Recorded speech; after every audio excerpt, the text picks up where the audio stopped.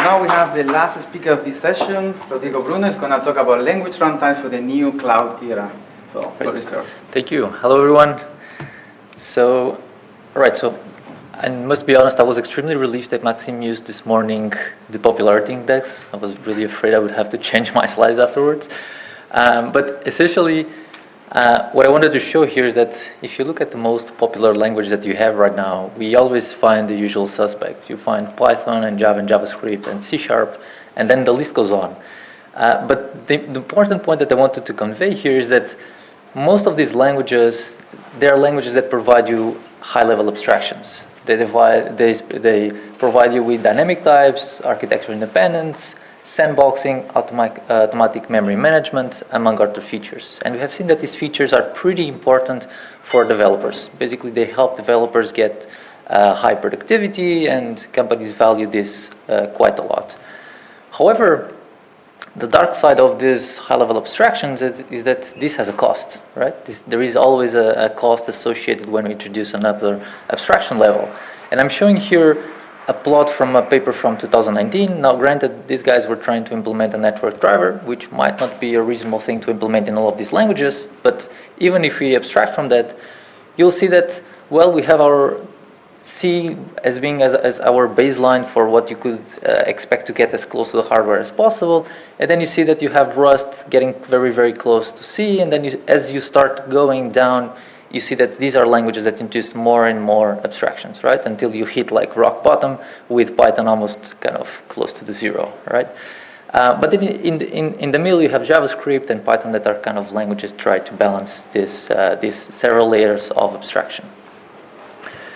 So, and then we might think about, okay, so what kind of motivated all these languages that have so much gap in performance compared to, for example, C?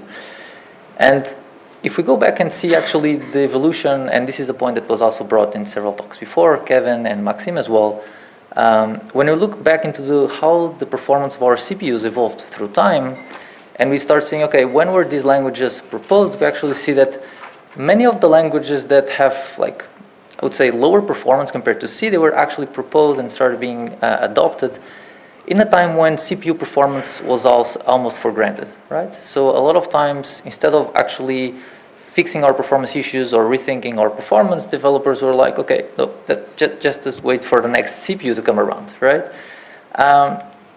And now we see that, well, we don't have free CPU performance anymore. We actually need to take care of our performance, and we need to optimize our runtimes. And this actually started gaining attraction on new languages, right? We see Go as one step towards this direction. Then there was Rust. TypeScript is also trying to fit types into JavaScript. And now, well, WebAssembly is not directly an end-user language, but this also shows this concern for performance. We're trying to bring higher performance closer to other environments, initially the browser. Right, so what can we do from here? So we're basically stuck in the good sense with high-level languages, and I don't think we're going to get rid of these languages. I'm a little bit more optimistic. I don't think we're going to go into a winter on dynamic languages. I think we're continue loving them and building new languages. But as a consequence, we invested a lot of time into producing high-performance interpreters, high-performance JIT compilers, and garbage collectors, right? To the point that if we use the Linux kernel as a comparison in terms of lines of code, and this is, I think, including all the device drivers. If you take all the device drivers away from the Linux kernel, maybe it goes down to half of it. And we compare it to, for example, the OpenJDK ecosystem, we almost have like a small operating system worth of lines of code. Okay, so there is this amount of effort that people have put into these languages. And the same goes at the lower degree for JavaScript and for Python. Okay, so people have invested a lot of time into trying to optimize a lot of these languages. And this actually became very huge pieces, very heavy pieces of software, right?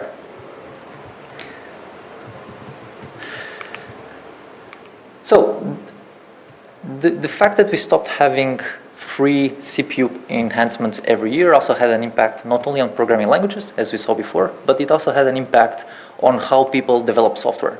And one of the reasons is how can we actually scale and how can we make our infrastructure a little bit more elastic, right? And Back in the day, we used to have like our applications built into a very big piece of code. Eventually, when CPUs stopped getting faster, we started breaking this down into modules or microservices, and now the new trend is to actually build applications into functions, which are very fine-grained pieces of software that we can deploy very easily. And this brings several advantages, right? It's faster to develop because now you only need to look at one very small piece of code when you have to, for example, run tests and so on. It's fast. It's better for scalability because now you can target pieces of software that are actually the bottlenecks of your application. Since there are smaller pieces, they're more elastic. You can deploy them at a faster rate, and at the end of the day, they also enable you to pay as much as you use because you're never deploying more code than you actually need or more resources than you actually need. However, this has an impact or an effect on runtimes, right? And this means that our code will have a shorter lifetime because it will run for a small amount of time. We'll have fewer resources. Resources are going to be very stranded. We'll have many concurrent instances. We have, instead of a single monolith with dozens of cores, we might have dozens of instances of single core allocations, and we'll have a lot of inter-node communication, right? Whereas before we had maybe many modules, internal modules that were communicating through method calls, right now these are going to be turned into RPCs, right? Or messages that grow across the network. So in fact, what I want to raise here is that I don't think language runtimes are a good fit for this new model. So language runtimes, they were built in a time where we had large pieces of software, where we had large allocation units, they had a lot of cores, they had a lot of memory, and there are some problems that start happening when we start decreasing and we start reducing the amount of resources that we give to each of these. And I'll build on this point throughout the talk. All right, so some of you might not be familiar with serverless and functions as a service. I have just this slide to give you a very, very, very quick intro to that. Not that this is central to the talk. The idea is that compute is going to go finer and finer granularity, and serverless and functions as a service is just an example of this trend, right? So the idea is that you provide some piece of code. For example, I have here like a very simple Python function, and you just provide this definition of a function that includes an entry point. Obviously, your code can grow as much as you want. This is just like the minimum amount of code, which is just implementing a function that the provider knows how to call, right? You upload this piece of code to the provider, and the provider controls everything else. So you don't have to have an API gateway always on. This is installed and maintained by the provider. And then these functions will use a lot of other cloud resources for databases and storage, right? So essentially, you only give or you only supply the core domain knowledge of your application. If you look at the software stack, all of it is managed by the cloud provider, or actually the provider of this function as a service platform. Only the function instance, or should I even say only the logic of the application is managed by or is provided by the user. Everything else is managed by the provider, including the runtime. So the provider has full control over the runtime that you're using. So this ends up being an event-based model. There is no control over the infrastructure.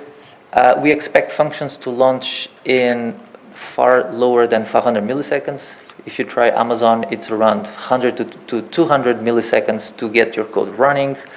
You were built at the 1 millisecond granularity, meaning that every millisecond that your application consumes, you're going to be built at this granularity. And whenever you're not using the service, meaning that your function is not running, you actually pay zero. Okay, so this is dramatically different from VMs or containers, where you're basically paying for the entire duration of the resources that you're renting. Here, you just pay for the amount of resources that you actually use running your own code. Right. So I have bad news is that I don't have a lot of answers for you, and this talk is going to be more about asking questions. Hopefully, I will ask some correct and some of the good questions, but my hope is to start some discussion and to basically give you examples of things that I've seen over time where this new trend in developing software into finer granularity pieces of code actually hurt or go against some of the principles that we have in our language runtimes. Okay. So these language runtimes are very hard to optimize, and this is one of the things I'll go over, is that cloud providers have a hard time optimizing because a lot of times they see language runtimes as a black box. And I think this is an artifact of cloud providers being mostly maintained and built by people in the systems community, and people from the language runtimes usually come from the PL side, and there is some lack of intersection between these two areas. And then when we want to optimize cloud computing platforms, we talk with people from the systems community, and they tend to look at language runtimes as a black box. So I think there's a lot of opportunities for intersection and to actually make these systems more optimized. So just to give you kind of a perspective in terms of cost here. So this was measured a couple of months ago. So Docker, QEMU, and Firecracker. So Docker, I think everyone knows, this is like a packaging software. It basically virtualizes the OS. You can have multiple applications in some sort of isolation on top of the same OS. QEMU and Firecracker are virtual machine managers, right? And they cost around, let's put them around 100 megabytes and 100 milliseconds to launch. This seems pretty high, and it is pretty high, but these technologies are pretty easy to optimize. You can, for example, checkpoint and restore them, and the cost will actually reduce quite a lot. So this we can actually optimize. The hard part becomes the runtimes, right? So the runtimes live inside, let's say, inside this block between 10 and 100 megabytes of footprints. So this footprint here is just the footprint to have an empty runtime in memory. It's basically how much memory do you need to run Hello World. And the same goes for latency. It will take around 10 milliseconds up to 100 milliseconds, let's say. And ideally, we wanted to go into microsecond and kilobyte scale, right? So the idea is that for every additional execution environment, we don't want to pay another 75 megabytes of memory just to have a very small piece of code executing. Now remember, if you look at traces of, for example, function as a service, and there are some traces available, you'll see that many of these functions, they execute for 1 second or even less than 1 second. If you take 100 milliseconds just to boot up the runtime, this is going to be a huge impact on performance. And then there's other things that, like warm-up that we're going to see in a second. The same goes for memory. Many of these functions, they will use a couple of megabytes because they might be processing a web request, or they might download a chunk of a video that is maybe 1 or 2 megabytes, okay? If you put an overhead of, let's say, 15 megabytes for Python, or maybe close to 50 for Java, again, this is going to be a huge overhead on top of the system. So people have been looking at this, again, using systems techniques, forking and snapshotting. This is like operating systems people, okay, what are the tools that we have that we can actually apply to reduce these overheads? And the problem is that, well, most of our runtimes, they are not very good candidates for forking. There's all sorts of problems that start happening when you have like 2 copies of the same process. And snapshotting is a similar process, has a similar problem. For example, when I'm snapshotting my JVM that has 2 gigabytes, I have no idea how to differentiate pages that actually contain user data or pages that the GC has just because it's part of the heap, but they contain basically garbage, right? So this is a very simple example of like, I can do snapshotting, but it's extremely inefficient, right? And then it goes into like all sorts of problems. I think we're going to explore some of this later on. So one kind of angle or one direction that we have been exploring is, well, maybe we just need a new virtualization layer, right? We know how to virtualize the hardware. We have been around with virtual machines for some time. We know how to share the same operating system. Containers have done that, right? And now maybe the next step is to actually, well, maybe we need to share the same language runtime and create the ability to run multiple applications or multiple instances of the same application and share the same interpreter, the same GC, the same JIT compiler. And this is actually what we have tried. We've tried building a sandbox that can actually run multiple applications on top of the same virtualized runtime. So here, the idea again is to say, well, I'll pay the price of launching and keeping this runtime in memory, but I'll pay the price and I'll dilute this price over as many applications as I can, right? And then the price per application obviously becomes lower and lower. It's even more cool if you actually manage to have multiple languages executing on top of this single runtime. This has a very good practical impact, which is now you don't need to guess which VM image or container image you need to launch. You just launch the same every time, right? And this can actually improve the way you manage your cloud resources, because now you always know it's the same image. There's a lot of optimizations that you can do if you have like very few very popular images. So this is an example of one of the systems that we have built. I'm not going to details. The point of this talk is not to go over this this system that we are building. If you have more questions, I'm super happy to talk afterwards. But essentially, consolidating applications and functions in a single runtime, it avoids memory redundancy. It avoids paying the cost of initializing runtimes multiple times. It brings a lot of opportunities for sharing, and it avoids more and more cold starts. But there is obviously a lot of questions, and this is the part that we are not sure. We have built this prototype. We're still working around a lot of the corners. So multiple language runtimes already have the concept of memory isolates. You see V8 is a good example of this. They have memory isolates. Maybe we can actually use these memory isolates as a way to multiplex the same runtime. Usually the problem with isolates is that they only are capable of executing codes of the same language, so meaning that I can only execute JavaScript in a JavaScript engine. The same goes for native image isolates. They also have the same problem. By the way, in this project, we are actually using native image together with Truffle, and Truffle using as an escape hatch for other languages. Again, Truffle has a lot of performance inefficiencies. We're still trying to look into this. WebAssembly is a potentially very interesting solution. We are still thinking how can we actually have multiple sandboxes that are sandboxed using WebAssembly. Again, the most, I think, unclear way is to, or the most unclear answer is how do we retrofit or put dynamic languages on top of WebAssembly. If we actually compile the engine down to WebAssembly, or if we wait for language implementers to basically re-implement the languages on top of WebAssembly. So this goes back into Andres' talk. So this is polyglot support. Another idea that has been around is to basically use a VM or a container that has all these implementations. Okay. So again, this is sort of similar to the environment that we have in web browsers today, where you see they have many web pages. The difference is that in a web browser, the engine is already running. In this scenario of cloud computing, for example, function as a service, you need to create the runtime in the critical path, right? So this is a problem of the cold start that we want to avoid. So another problem that we have also seen is long warm-up, and this was another project. It's going to appear in a conference next year in Eurosys. And here, basically, we were looking into, okay, snapshots is the de facto solution right now for avoiding cold starts in function as a service. But most of the people, what they do is basically they snapshot after one invocation, which might seem like a great idea, but actually there is a huge performance curve that still needs to be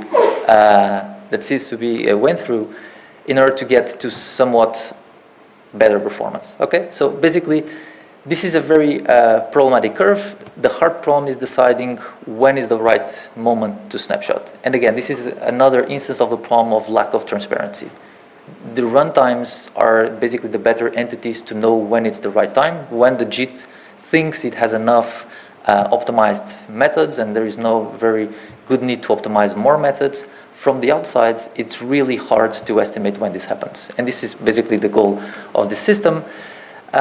And another interesting fact that we found is that if we run for the same application over and over for different ranges, we see that the version of the code that gives us the best performance is not always the last.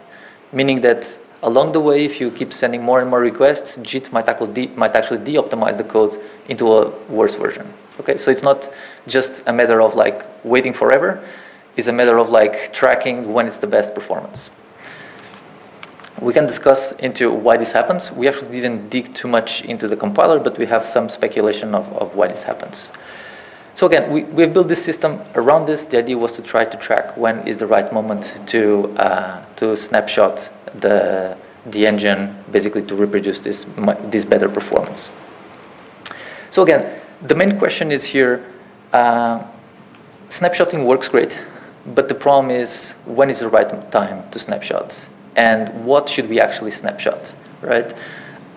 Code caches probably is a good idea. I need to know when. We probably also need to snapshot the heap, and this is I mean, I need some insight from the garbage collector to know exactly what to snapshot. So a lot of these questions are currently very hard to answer without some transparency or some extra information from our runtimes. AOT compilation is a possible solution. It's a great solution. You have like, for example, several talks already mentioned GraalVM native image as a way to precompile Java ahead of time. There is some performance trade-off in exchange for the lower warm-up time, because it's supposed to run as very fast from the start. There is PGO that you can still try to use in order to cover some of the performance that was lost. This is still, we're still trying to play with it and see how much we can actually regain. There is also security implications if you try to decide to share profiles. For example, there have been some guys that published a paper last year. I forgot to include a reference. It was called JIT server, but essentially they had like one server that cached compiled versions together with their profiles, and then tried to decide if the profiles match enough to see if they return actually the compiled code already. So this is interesting. Maybe a way to exploit new side channels, I don't know, but this is, I think, an important question. So I'll probably need to move a slightly faster show. Another aspect is memory footprint. Again, this was a study that we did a couple of years ago, and we tried to load an 854 megabytes a plain text file into memory, and we saw that it used almost 6 gigs of memory. This is because, I mean, a lot of the headers in memory, they're super bloated. References also take 64 bits. We might not always have the best format, and even if you use compressed references, it's still very problematic in terms of size. And another problem that was also discussed at DPLR by Marina 2 days ago is that we have very little control over how much memory is actually being used. So if your application has a profile that changes over time, it's very difficult to convince GCs to actually maintain their memory reduced to the minimum that is needed. So GCs by default, they will try to use as much memory as is available. You can fine-tune heuristics, and there is work that has been done on that side, but it's still very hard to control. And there is, again, lack of communication, lack of transparency for the operating system to say, well, you should maybe evict now memory because memory is being lower and this is affecting performance for the application. Maybe it's a time to actually try to reduce. So I think language runtimes are still a very encapsulated box that have no way to communicate with the outside. Right, so this is optimizing memory is I think it's a very important aspect. A lot of the runtimes, I mean, I'm a bit biased on Java because this is where I spend most of the time. But one of the things is that the language sometimes exposes the internal architecture, the internal layout in memory, and this causes problems because if you want to optimize memory, then this becomes a problem. An example is object identity in Java. As long as there is object identity, this might actually prevent you from doing more aggressive heap layout optimizations because you might lose identity in this process. And if you want to be 100% transparent, this is going to be a bottleneck. Right, so I think I already mentioned all of these points. And finally, there is a high cost in input-output operations. As we have more and more fine-grained applications, this means that all method calls now translate into RPCs to external components. And when we have external components, we actually need to serialize and deserialize our data. A couple of years ago, we looked into this problem, and if you look at the cost of serializing network and deserializing, you'll see that as our networks get faster and faster, the amount of time that we spent on the network becomes lower and lower. And this puts more and more pressure on CPUs that, as we know, they are not getting any faster, right? So this puts more and more pressure on the ways that we use to serialize and deserialize. So I think this is another aspect that runtimes need to be aware, is that eventually most of this cost, I think we're not yet in this 100 gigs, at least for the average system, maybe in some very specialized infrastructure, but eventually we'll get there and it's going to be a very problematic thing. We try to send object graphs, reading raw Java from one side to another. I think this is very similar to what Juan probably have done before. We used RDMA to move, but what I want to say here is that it was really hard. We had to pull a lot of tricks. We had to use something very similar to speculative type graphs, was basically inline polymorphic caches. It was mentioned this morning. So we had to use a lot of tricks to basically be able to transport memory, raw memory from one JVM to another. And again, this is the problem that JVMs are not ready to expose their internal representation to the underlying platform, to the operating system or to some host environment that they're in. So it's very hard to coordinate all of this. So if you want to improve the way we do serialization and deserialization to basically remove as much as possible, we need better coordination with the GC. We need to make sure that the GC is not moving. This is a problem that Juan mentioned 2 days ago. We need to make sure that the mutator is also not moving objects.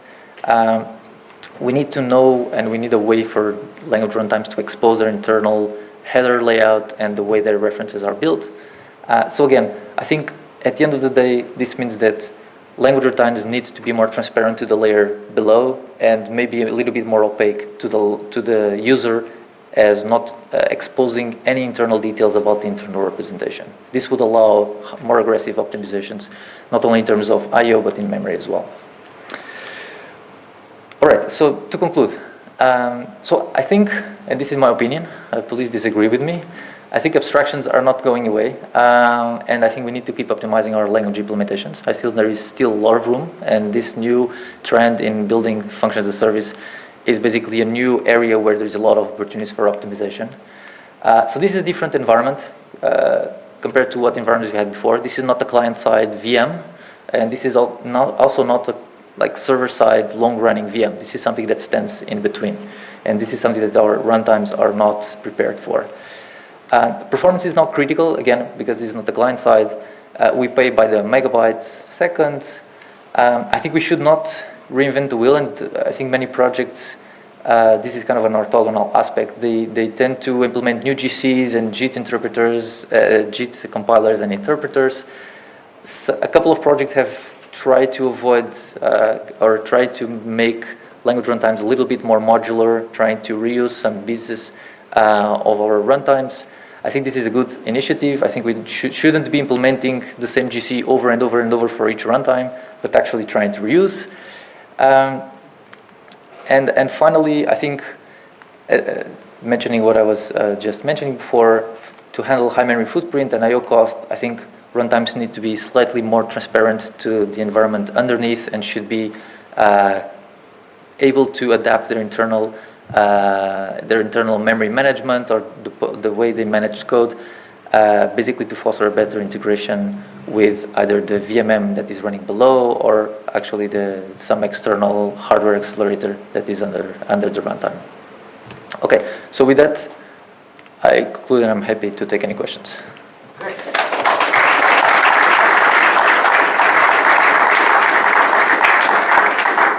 Okay, I think we have time for a couple of questions. Okay, I'm gonna start one. So, I like the idea of this sharing, language runtime sharing thing. The question I have is, how do you know how much I'm gonna share? Because if you share too much, you are wasting memory perhaps. But if you share too little, you need time. So it's kind of in the first situation in which we just start the presentation, right? Right. So when we're sharing right now, you're sharing basically the infrastructure of the runtime, and then you're sharing code as much as possible. All the memory that you have is private memory. Okay. So it's very similar to the idea of isolates. We have a single isolate for each application, and this is basically a heap that is dedicated to this application running. So this is the part. Any other dynamic libraries that you might use, this might be shared because you're running on the same process. At least in our prototype, you run in the same process as long as you don't invoke native code. If you try to, for example, again, in the example of Java, if you try to use native interface, then we might actually run your application or your function invocation in a sub-process. This is something I didn't explain. This prototype we have, it's supposed to be aware that you might fork the runtime to actually run it in a sub-process. And when the context that you mentioned now that you're sharing code, And then you mentioned, I think one slide that you say, after a few runs we have to recompile because it was a deopt and then go back. And Right. But in the concept of sharing, it might happen that one application is de-optimizing while the other one wants to use the first instance, let's say. And what do you do in those situations? So this is not using that old project. So these are two separate projects. But yeah, so for example, in the context of JIT server, this was this paper that was, I think, the folks from OpenJ9 did this. So they had like this kind of server that hosts like compiled code, and I think they tried to match the profile. So they might actually have different versions of the same code depending on if that application used a method with these types, they have this version of the code. If they have used this application with different types, they might have something different. More questions? Yeah, one there.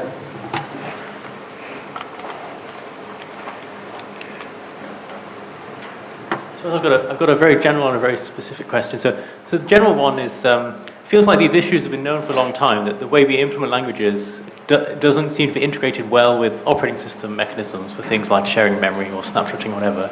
And I wondered if you had a sense of who, it feels like it's not a technical problem anymore, it's a social problem, right? Somehow these communities are not doing things the way that each needs to do so that the other one can make use of them. So do you have a sense of where that lies? Like, can we blame some party and say it's the operating system guys or it's the language runtime guys? And my specific question was about forking, because you said that language runtimes don't fork well. And I guess that's an instance of this problem, right? But I wasn't sure I understood exactly why they don't fork well. Right, so the first question, I have no idea. I think maybe people from the PL community need to pay more attention to like systems advances and papers and the other way around as well. I tried to cover slightly on both ends, so I see a lot of things happening in systems that are like, there is like many obvious opportunities for optimization if you actually want to look inside the runtime. But again, they look at this as a complete black box.